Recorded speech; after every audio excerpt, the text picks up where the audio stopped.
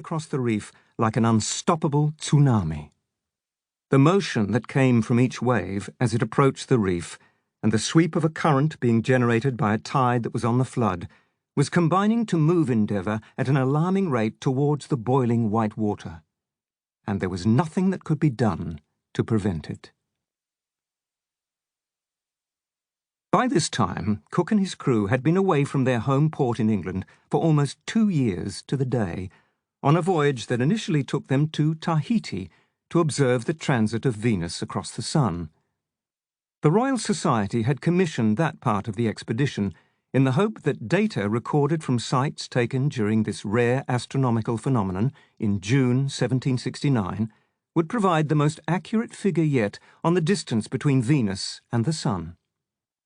Such information would enable scientists to more precisely calculate the size of the solar system. With that undertaking completed, Cook had followed his instructions from the Admiralty, which, in taking the opportunity that came with one of their ships being in this newly discovered part of the world, directed him to take a sweep into the Southern Ocean in search of Terra Australis Incognita, the Great South Land.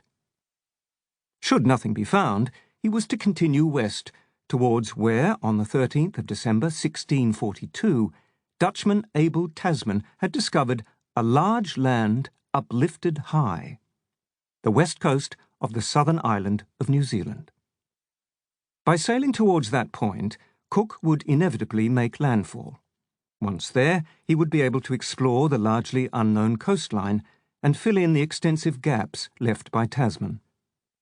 Cook's instructions from the Lords of the Admiralty for this part of the voyage were deemed to be secret, as they did not want to alert other European maritime nations to the exploratory nature of the mission.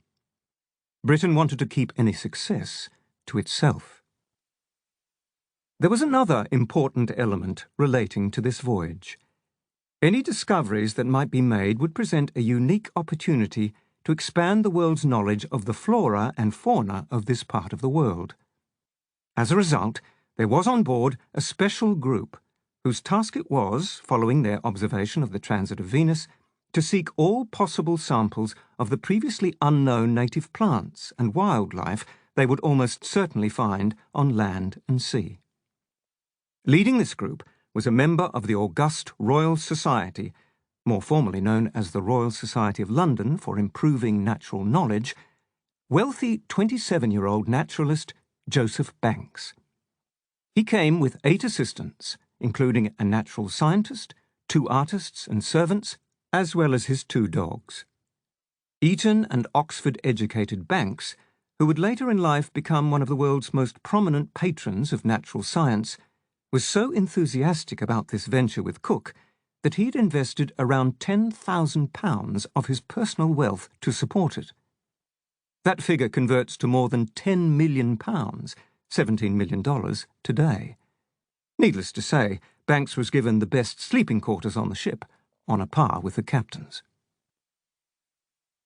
Once New Zealand had been reached, and whatever possible exploration of that region completed, Cook had been given the option of returning home via Cape Horn or the Cape of Good Hope.